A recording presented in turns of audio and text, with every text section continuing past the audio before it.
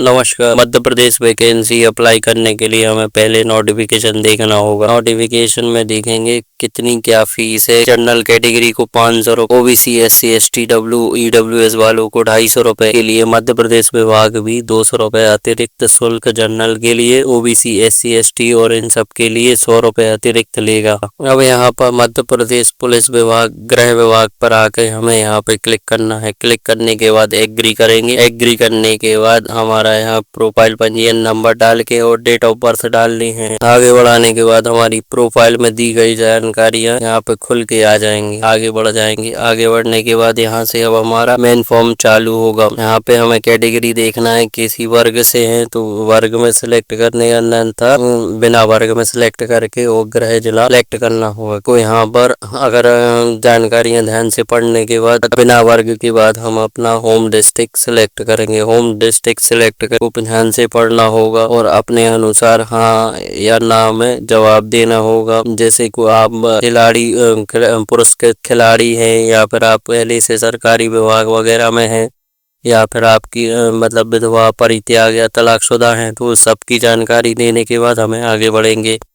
और इसके बाद हमारे यहाँ पे आवेदक द्वारा NGD की वैकेंसी खुल जाएंगी, दिख जाएंगी। इसमें हमें अगर मेल है तो दोनों सिलेक्ट कर सकते हैं और फीमेल है तो एक ही सिलेक्ट होगी।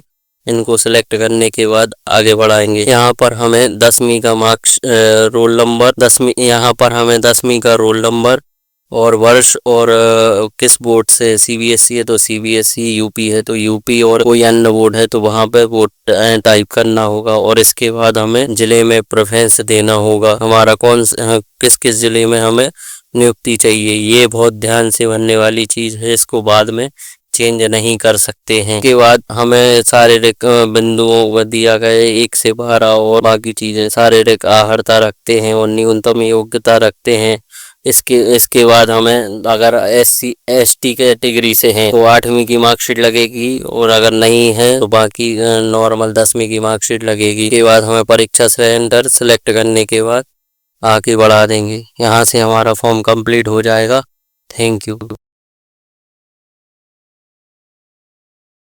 पहले से आपकी व्यापम प्रोफाइल बनी है या फिर नहीं, अगर बनी है तो उसको अपडेट करना होगा। अपडेट करने के लिए हमें उसमें ID, पासवर्ड, आधार अपडेट करेंगे। अपडेट में इस बार प्रोफाइल अपडेट करना सभी की जरूरी है, क्योंकि इसमें लाइव फोटो का प्रकार हमारी प्रोफाइल खुल जाएगी। प्रोफाइल पर खुलने के बाद इसमें अगर हमें कोई भी चेंजेस करना है तो हम चेंजेस करेंगे, नहीं अगर नहीं करना है तो वहाँ के ऊपर प्रोफाइल में अब डॉक्यूमेंट अपलोड करने के लिए यस करके यहाँ पर हम लाइव फोटो कैप्चर के पे सिलेक्ट करेंगे। यहाँ पे कैप्चर करने के बाद हमारी हैंड राइटिंग, यहाँ पे सिग्नेचर करने के बाद हमें हैंड राइटिंग अपलोड करने। 10th की मार्कशीट, जाति प्रमाण पत्र, अगर EWS वाले जनरल कैटेगरी से हैं तो कुछ नहीं, 10th की मार्कशीट लगेगी।